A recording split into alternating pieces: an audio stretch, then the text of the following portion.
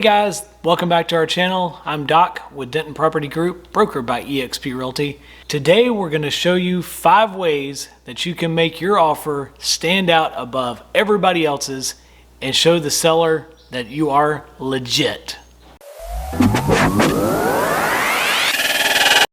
Guys, it's no secret, it is a crazy seller's market all across the country, and that includes here in Chattanooga.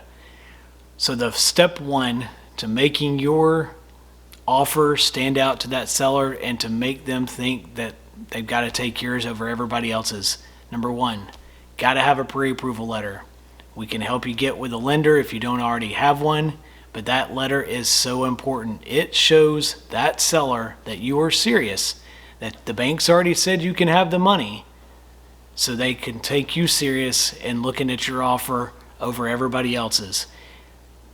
Hands down, if your offer is up against somebody who doesn't have a pre-approval, they're going with your offer. Step 2, put your best foot forward. Don't leave anything out there. If you can afford to go $5,000 over ask, or whatever your agent, us, tell you to do, whatever you're more comfortable with, the absolute best option, put it out there. We see so many times people losing out on offers, and they come back and say, oh man, we really should have gone that extra $2,000 or that extra amount, and all they've got left are regrets because they lost out because we didn't go with our best foot forward first. Remember, you only get one chance to make a first impression, so listen to us. We'll guide you to make that first impression the best one that you can make. The third thing you can do to make your offer the best is by increasing your earnest money. Again, this comes down to what you can afford, what you've got available. But if $500 is the most you can do, $1,000 is the most you can do, that's fine. But if you could do $5,000 or $10,000, let's put that in that contract. It makes you look more serious. You got more skin in the game. You're more less likely to walk away from the deal if there's a problem that comes up or a hiccup comes up. Instead of working through it, if you've only got $500 in the game, it's easy to walk away. If you got $5,000 on the line, you're going to be in there for the long haul. You're going to make that house work because you're showing the seller that I'm serious. I want this house. Number 4, speed up the inspection window. Typically, say 6 months ago, we would have given a 14-day inspection window, and that basically is the time frame for the inspector to come out to do their job.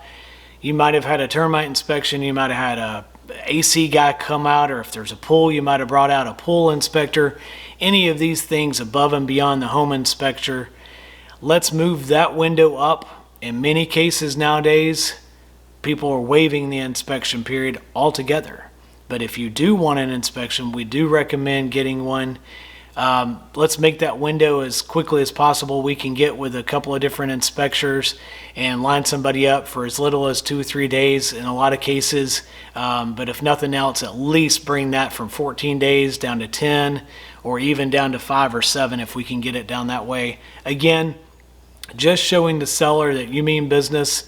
We're not going to waste their time. If we find out there's something in the inspection and we can get it done, either they're willing to negotiate those repairs or they're not, and then we can move on to another house and they can move on to another buyer if we can't come to a mutual agreement. And number 5, be flexible. A lot of times, the thing that's keeping people from selling their homes right now, in most cases, they simply don't have anywhere to go.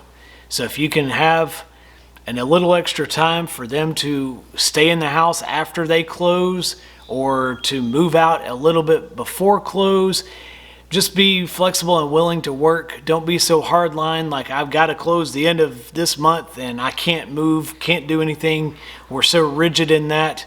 A lot of times that flexibility wins, especially in this day and time. Guys, thanks for watching today. Hope you learned something about how to fine-tune that offer.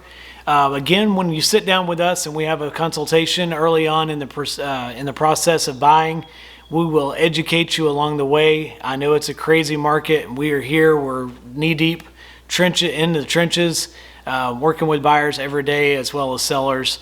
We know what to do, and we've had great success here lately with a couple of different ones that we won out in multiple offer situations by implementing what we advised. We hope that you learned something, and hope that you reach out and contact us if you would, if you're in the market to buy a house. And don't forget to subscribe and hit the like button. We post new content regularly.